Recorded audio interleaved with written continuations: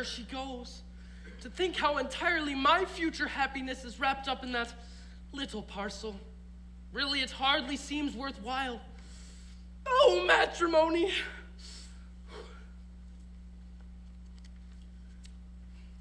To wed or not to wed, that is the question.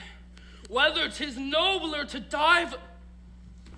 Now then, what is it? Can't you see I'm soliloquizing? You have interrupted an apostrophe, sir. I'm the bearer of a letter from His Majesty, the... Mr. M. A letter from the Mikado? Mikado. What in the world can he have to say to me? Arideska Kyukusha Abunai Dari Desko. Oh, this is in Japanese. Doma arigato, Mr.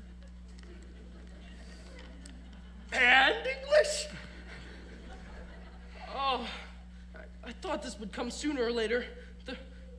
The Mikado! Is struck by the fact that no executions have taken place in Titipu for over a year, and decrees that unless somebody is executed within 1 month, the post of Lord High Executioner shall be abolished, and the city reduced to the rank of a village. But that will involve us all in irretrievable ruin. Yes, there is no help for it. The only question is, who shall it be? Well, it seems unkind to say so, but as you're already under sentence of death for flirting, well, everything seems to point to, you. To me? What are you talking about? I can't execute myself. Why not? Well, in the first place, self-decapitation is an extremely difficult, not to mention dangerous, thing to attempt. And in the second, it's suicide, and suicide is a capital offense. That is so, no doubt. Yes, I'm afraid that unless you can obtain a substitute. Oh, substitute! Oh, why, nothing easier. Poobah, I appoint you Lord High Substitute. Oh, I should be delighted. Such an appointment would realize my fondest dreams. But no, at any sacrifice, I must set bounds to my insatiable ambition.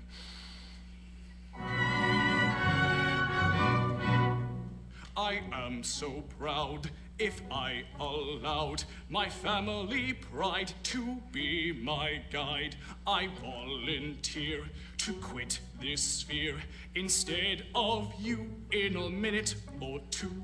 But family pride must be denied and set aside and mortified and mortified. My brain, it teems with endless schemes, both good and new for Titipu, But if I flit the benefits that I diffuse, the town would lose. Now every man to aid his clan should plot and plan as best he can. I heard one day a gentleman say that criminals who are caught in two can hardly feel the fatal steel, and so are slain without much pain. If this is true, it's jolly for you, your courage screw to bid us adieu. I am so proud. My brain if I teems allowed with my endless family good and pride good to for be Titipu, my But guide. if I I benefits that I decrease, the town would lose. sphere Now instead every man of to you aid his in clan a should minute plot and plan or as best two. he can. And so, although I'm ready to go, yet recollect where disrespected I neglect to thus effect this aim direct. So I object.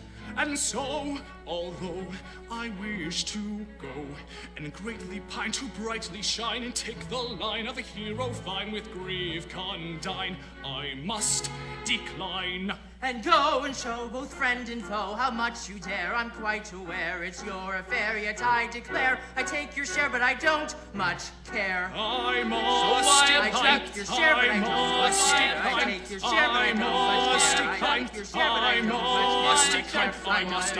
I must decline. To sit in solemn silence in a dull, dark dock, in a pestilential prison with a lifelong lock, awaiting the sensation of a short, sharp shock from a cheap and chippy chopper on a big black block. To sit in solemn silence in a dull, dark dock, in a pestilential prison with a lifelong lock, awaiting the sensation of a short, sharp shock from a cheap and chippy chopper on a big black block. A dull, dark dock, a lifelong lock, a short, sharp shock, a big black block. To sit in solemn silence in a pestilential prison and awaiting the sensation from a cheap and chippy chopper on a big black block.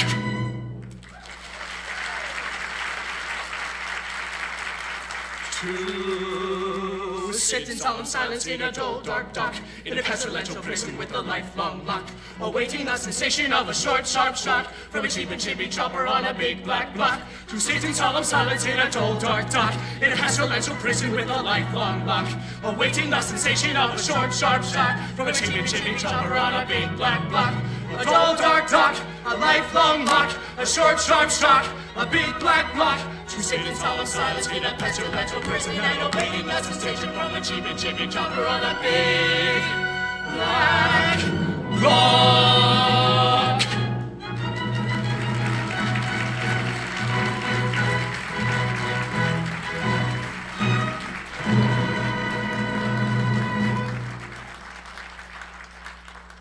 This is simply appalling.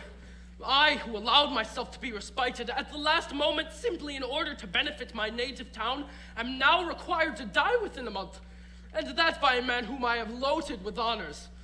Is this public gratitude?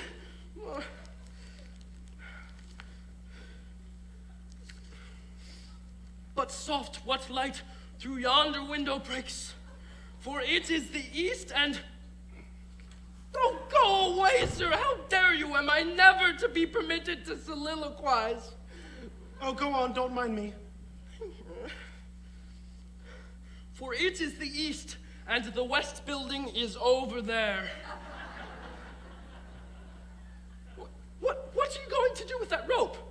I'm going to terminate an unendurable existence. Oh, nonsense! What for? Because you are going to marry the girl that I adore. Nonsense, sir. I won't permit it. As a humane man, if you attempt anything of the sort, I shall order your instant arrest. Come, sir, desist at once, or I summon my guard. That's absurd. If you attempt to raise an alarm, I instantly perform the happy dispatch with a dagger. Oh, no! Why, this is horrible. Oh, why, you cold-blooded scoundrel. Do you realize that in taking your own life, you are committing a crime which is... Oh, substitute. What's the matter? Is it absolutely certain that you are resolved to die? Absolutely. Will nothing shake your resolution? Nothing. Threats, entreaties, prayers, all useless. All. My mind is made up. Then if you really mean what you say, and if your mind is absolutely made up, and if nothing whatsoever will shake your determination, then don't spoil yourself by committing suicide, but be beheaded handsomely at the hands of the public executioner. But I don't see how that would benefit me. You don't? Observe. You'll have a month to live, and you'll live like Dr. Paul Long at my expense. When the day comes, there'll be a grand public ceremonial. You'll be the central figure. No one will attempt to deprive you of that distinction. There will be a procession, bands, dead march, girls in tears, yum-yum distracted. Then, when it's all over, general rejoicings and a display of fireworks in the evening. You won't see them, but they'll be there all the same. Do you think Yum Yum would really be distracted at my death? Oh, yes, I'm quite certain of it. Why, bless you, she's the most tender-hearted little creature alive. I should be sorry to cause her pain. Perhaps, after all, if I were to withdraw from Japan and travel in Europe for a couple of years, I might contrive to forget her? Oh, no, I do not think you could forget Yum Yum that easily. True. And after all, what is worse than a love-blighted life? Why, life without Yum Yum, it seems so absurd. And yet there are a great many people in this world who must endure it. Poor devils, you're quite right not to be of their number. I won't be of their number. Noble fellow! I'll tell you how we'll manage it. Let me marry Yum Yum tomorrow, and in a month you may behead me. No, I draw the line at Yum Yum. Very good. If you can draw the line, so can I. No, wait, be reasonable. How can I consent to your marrying Yum Yum if I'm going to marry her myself? My good friend, she'll be a widow in a month, and you can marry her then. That's true, of course, I quite see that. But, dear me, my